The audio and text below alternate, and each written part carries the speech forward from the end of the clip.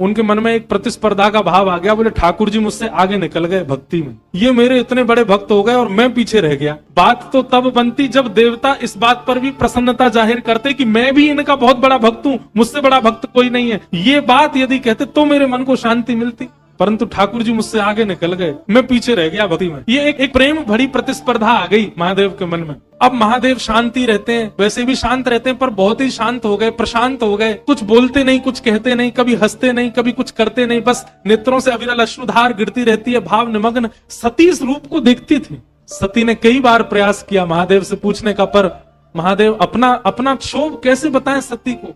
सती को ये देखा नहीं गया कि महादेव इतने विरह में रहते हैं। तुरंत नारायण के पास गई, बोले देखिए ये तो विश्व व्यापक बात है कि महादेव के सबसे बड़े उपासक आप हैं, देवताओं ने भी आपकी इस बात पर मोहर की।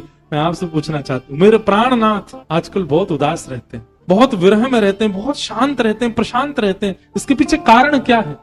ठाकुर जी बोले और कोई कारण नहीं है, जब से देवताओं ने हमको सबसे बड़ा भक्त बता दिया, क्योंकि हमने अपना अंग ही अर्पित कर दिया उनके चरणों में, तब से महादेव के मन में ये बात आ गई है कि हम ज्यादा बड़े भक्त हो गए और वो छोटे रह गए हमसे। उनको इस बात का कष्ट है कि मैं बड़ा भक्त क्यों बन गया, वो क्यों नहीं बने, और मुझसे श्रेष्ठ भक्त वो बन जाएं। इसकी पीड़ा में वो रहते हैं। अब मैं तो नेत्र अर्पित कर चुका हूं, महादेव मन में विचार करते हैं अंग अर्पित करूंगा तो देखी दिखाई बात मानी जाएगी कि ओहो नारायण ने किया तो उनकी देखा देखी इन्होंने भी कर दिया। अपनी प्रिय कौन सी वस्तु अर्पित करूं, इसी चिंता में वो रहते हैं। सती ने मन में विचार किया, महादेव की सबसे प्रिय मैं हूं, यदि आपकी भक्ति के लिए वो मेरा त्याग कर दें तो कहीं ना कहीं आपसे भी श्रेष्ठ भक्त वो हो जाएंगे और महादेव प्रसन्न हो जाएंगे। और यदि इस योजना को हम सफल करा दें तो मेरे प्राणनाथ सदा के लिए प्रसन्न रहेंगे।